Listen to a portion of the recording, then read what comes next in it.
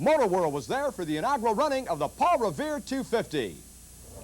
For the past 18 years, Daytona's Paul Revere 250 was a sports car race. But now, the preliminary to Daytona's annual July 4th Firecracker 400 stock car race belongs to motorcycles. More specifically, the AMA U.S. Endurance Championship.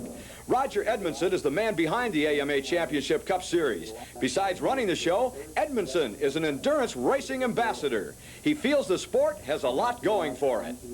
Well, endurance racing offers a different situation than a sprint race. It's a longer distance race, so there's a premium on tuning and machine reliability. You also end up with a team ethic. You have several riders who take turns and different riding styles. It gives the older rider a chance to stay in the sport at a little different pace than if he was riding an 8-lap sprint race, for example. 80 teams showed up for the inaugural event. The stars of the cast were Dr. John's Team Moto Guzzi, the top-ranked team in the series, and Team Ontario, the defending series champions. Pro Superbike standouts Kevin Schwantz and Dale Quarterley were also on hand. Quarterley, known for his radical knee-dragging riding style, had mixed feelings about racing in the Daytona darkness. Here at Daytona, the track is fairly well lit up. You do need headlights, so it's not that difficult. The problem you entail is you can't see the edge of the track.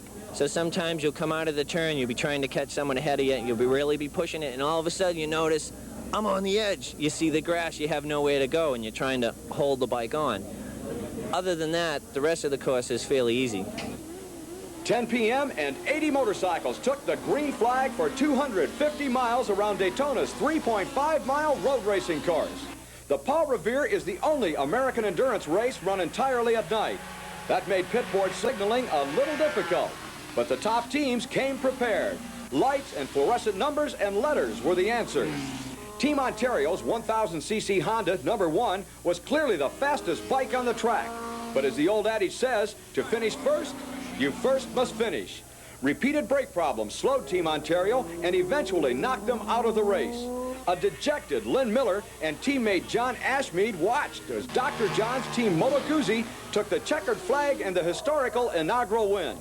Dr. John, a Pennsylvanian dentist and Team Moto Guzzi ramrod, was ecstatic in the Daytona winner's circle. A win at Daytona is like a win at no place else. This is the capital of speedway racing, and we get a special thrill just being here. Dr. John's winning rider duo were quick to single out John's bike preparation as the key to victory. The Moto Guzzi ran really fast. It ran a lot better than it has in the past. It's getting better every weekend. That's John Wittner doing that work. Everything works really nice. The bike is John just did an excellent job prepping the bike. It just couldn't be any better. Congratulations go out to the Daytona International Speedway and the AMA Championship Cup Series for an outstanding inaugural show.